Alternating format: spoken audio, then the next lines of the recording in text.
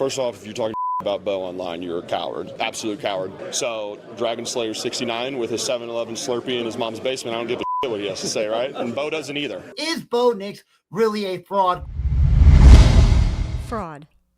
It's such an interesting word because fraud doesn't mean bad, it means lying. So today, I'm less interested in whether Bo Nix is good, and I'm more interested in why everyone decided he was bad before he even took a snap as an NFL quarterback. Even if you could not care less about football, stick around. I promise this isn't a film breakdown or a I told you so video showcasing Bo's stats. It's about online narratives. I hate this pick. To me, Bo Nix was a third-round guy. High expectations. There is no flipping way that Bo Nix is mentally tough enough. And why we love to hate so much.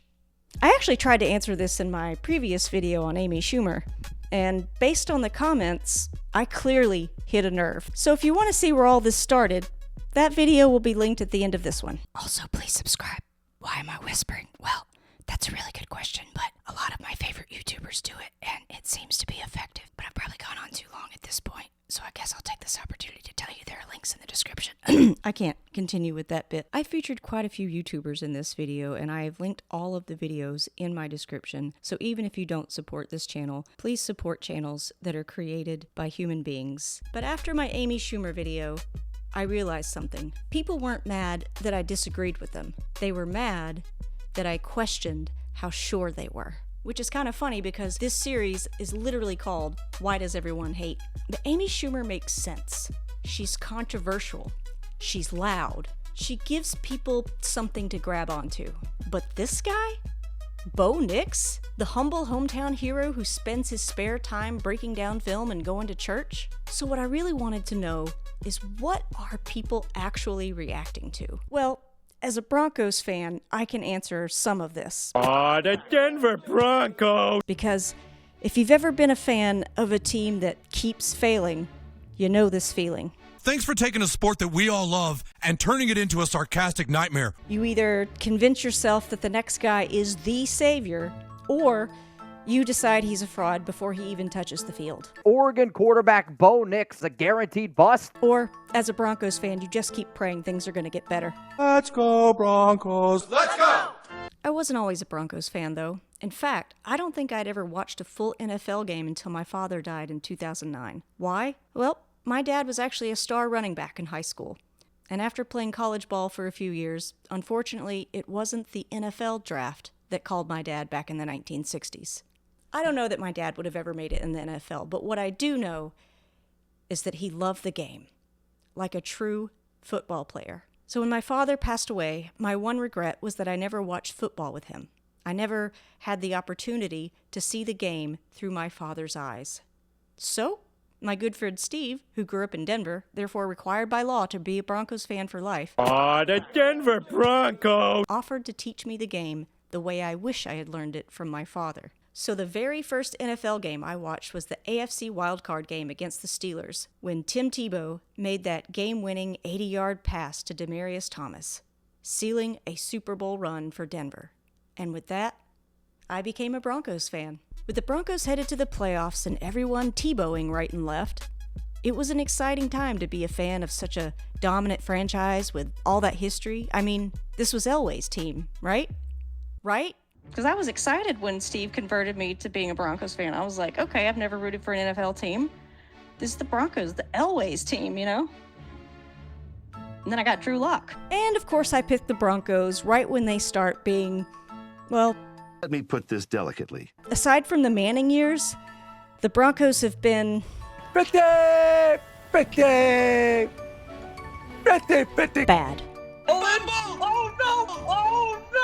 Mr. Unlimited. Pretty bad. Sack number 6. Pretty bad. That's not what he wanted to cook. I have a lot of respect for Coach Payton. His first win in my heart was getting rid of Russell Wilson. So let's look at some of the reasons why people think Bo Nix is a fraud. Is Bo Nix really a fraud quarterback? Well, according to the NFL, according to all the pundits out there, he is. First of all, he was an older rookie, and believe me, There are plenty of jokes online about that. Can somebody please explain to me why everybody is so infatuated with this man's age? Like, the second that any sports media source says, oh, Bo Nix had a great game, or, oh, here's how Bo Nix's stats compare to Marcus Mariota's Heisman winning season stats, every single person in the comments is like, oh yeah, that's because he's 35 years old and started playing college football in 1947. Bro, that's his rookie. I understand he's like 37 years old when he came out of college. But scouts were also looking at the fact that he went through multiple college programs. I knew he went to Auburn and Oregon and he was married. But when you watch him play, it's like, dude, this dude has some serious balls. You know what I mean? It's like when you play quarterback, you know, you have to have some balls. Jake,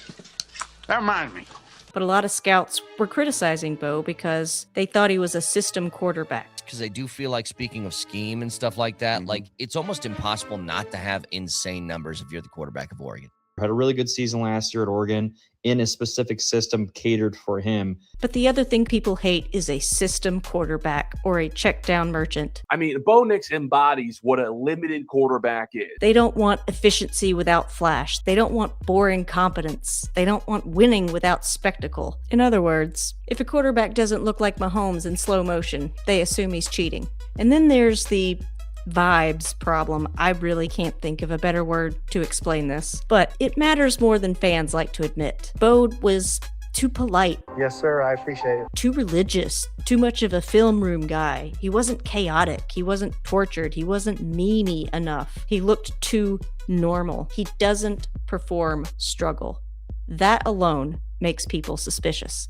I have never in my life seen a more obvious bust pick than Bo Nix. He didn't have the arm strength or the flair that these other quarterbacks in his class did. I'm sorry, I just don't see it with Bo Nix. Like, he is so unimpressive to me. It is nuts. So they overlooked him. And the big thing they overlooked was, whatever their win total is, I'll take the under. I don't see them winning more than 4 games. Bo knows how to win. Like, we're just going to go down and score and win. He has no fear. My point here is people had already decided what he was before he ever played a snap. But the biggest reason is that Bo Nix ruins narratives. You know, I watched these throws early on last year. I was like, in practice, I was like, no looks and 60-yard bombs, you know, off one foot. And I'm like, dude, who is this kid? People wanted the Broncos to stay broken. Same old Broncos who are still probably looking for a new quarterback. They wanted another QB bust. They wanted another I told you so. I promise this is not an I told you so video. Or maybe it is. But Bo showing up and being fine? Well, not just fine, but great? Well, that's infuriating if your identity is prediction. I want to be honest. This is the first miss of the draft, in my opinion, and it is bad. It's really bad. Bo Nix is not a good quarterback prospect. I get it. You need a quarterback, but Sean Payton's going to be fired in under a year. All right, I'll reset the line. Sean Payton's going to be fired in 2 years or less. And this is the part where I admit something uncomfortable. I was one of those people. I hate this pick. The Broncos, big time miss here on Bo Nix. That's right. I was a Bo Nix hater, even though he and I actually played on the same football field. I played trumpet, in case that wasn't clear. I'm not exactly qualified to play NFL football. I said, with confidence, that he would never make it in the NFL. But come on, can you blame me? That was when he was at Auburn. 2nd and 7. Bo's back to pass, and he's in trouble. He's scrambling, looking a little bit like Auburn Bo. Does that count for our bingo? I don't like that. I didn't want that bingo square to get called. Am I still sharing the bingo card? Probably not. He doesn't do well when he looks like Auburn Bo. 3rd and 5. Bo's back to pass. Settle your feet. Bo, if you do happen to stumble on this video, I love you, buddy, but please don't ever look like this again. But I am currently still working on a very large plate of crow, which I'm fine with because you know what pairs well with crow? Their fraudulent 14-3 record. Washing it down with a tall glass of a 14-3 record and a trip to the Super Bowl if Jared Stidham can pull a win out of his classically handsome ass. Yeah, so about that. I also said this in my previous video. Go Broncos, they're going to win the Super Bowl. Yep, big take. That's my take. I'm sticking with it. And that was, of course, before Bo broke his ankle. And by the way, this is perhaps my favorite conspiracy theory online at the moment. In case you have not gathered from this video yet, I am a Bo-liever. I doubted Bo all the way up until the draft. And then it only took one press conference to make me a Bo-liever. You know, adversity is inevitable. No matter what situation you have it as good as you want, but you're going to eventually face something you didn't expect. And you're going to have highs and lows. And even though I'm going to compete and go out there and believe that I'm going to win every game, statistics show I'm probably not. There are so many things that I loved about that statement that I won't get into, but that to me said it all. It takes me back to that whole winning thing. 10-7 win at home against Geno Smith and the Raiders. But his defenders will tell you he's got 4 fourth-quarter comebacks. He's 8-2 today. He's a winner. Yeah, he should be on his knees thanking his insanely elite defense. First of all, as a Broncos fan who's seen nothing but garbage on the field for the past decade, I have to say that I don't give a shit how they win. A win is a win is a win. His first win in my heart was getting rid of Russell Wilson. But I also firmly believe that the Denver Broncos would be headed to the Super Bowl had Bo Nix played in that game against the Patriots. Play clock's running down, Stiddy. Oh, no. That is not what you want, Stidham. Oh, that looked like a Russell Wilson. Oh, there's a flag. Please say the flag's on the Patriots. Of course, this is my opinion because I do not think Bo Nix is a fraud. Great one, Ashley. Can we finally stop calling Bo a fraud now, please? Ashley, thank you. Thank you for that. You're the real MVP, Ashley, because so many people, experts, were saying that Bo Nix, I don't know if he's a franchise quarterback. Nix shows off the arm strength. But I think that Bo Nix needs to play better football. To the end zone, and that ball is caught for the touchdown. Like all the experts out there, again, quote unquote experts. And then in my opinion and others, they massively overdrafted the people that didn't like Bo Nix. And I certainly don't hate him, but maybe it's not the hate that I'm really questioning here. It's the behavior. At a certain point, people aren't rooting against you. They're defending the version of themselves that was right. Bo Nix is not a good quarterback prospect. Which leads me to my comment section. Actually, this one made me laugh out loud. So congratulations, Friday Cove. You also get a helmet sticker, because as you'll notice in my description, it does say, if you're gonna leave a nasty comment, it better be funny. So step it up, the rest of you. What was that, Adam? Dragon Slayer 69. Oh, right. So step it up, the rest of you Dragon Slayer 69s, because Friday Cove over here just raised the bar. Bo Nix isn't hated because he failed. He's hated because he didn't fail the way people expected. So do we love watching people fail? Or do we just hate being wrong more than we like being fair? So, like Bo Nix with his social media. I delete all my social media. I don't even have it. So unless somebody says it to my face, I don't really hear it. And nobody's ever bold enough to say it to your face. I'm just going to ignore the trolls because I know I'm probably going to get a lot of Dragon Slayer 69s down in the comments telling me that Bo Nix is still a fraud. And then I'm going to pick up the junior-sized NFL football that I got at Dick's because I have Kenny Pickett-sized hands and move on to the next video. Look, if you know nothing about football, that joke is funny. And you'll just have to trust me like the offense trusted Bo when they were down 33 points in the fourth quarter against the Giants. Hey, if you like videos that make you laugh, please subscribe to this channel. And even if you don't, please support channels created by hard-working YouTubers. Oh, and Broncos fans, if you're not subscribed to Orange and Blue today, well, what are you doing? I also highly recommend That's Good Sports. Of all the YouTube creators I love and subscribe to, Brandon Perna deserves 1 million subs, y'all. So Broncos Country, go over there and subscribe to his channel. He's got a family to support. And until next time, stay unleashed and go Broncos. Let's go, Broncos. Let's go. Well, we knew it was going to be a patient game. You know, they don't lead the league in yards and points for no reason. Y'all realize the other team gets paid, don't you? So we knew it was going to be tough sledding, but I thought we did a good job managing, you know, the situations. You know, we went down and scored and had a big one in the first half, big one in the second half, and then led to the field goal there at the end. Y'all know we won the game, right? We won. The expectations are that we're going to compete and find a way, you know, however it looks. We've had good-looking games, we've had bad-looking games, but this is a good win streak, and it's we've won in many different forms and fashions. Do we all understand the definition of a win? I do think the expectations are different. I think we understand what it feels like to have confidence that we can go in there and win against a good team in a tough environment on the road. I'm gonna go ahead and skip the cliches and say that these are big boys, y'all, okay? This ain't Little League. We ain't playing the Panthers here. It's hard to win on the road in this league, and it's hard to do it continuously, but we're just finding ways to do it.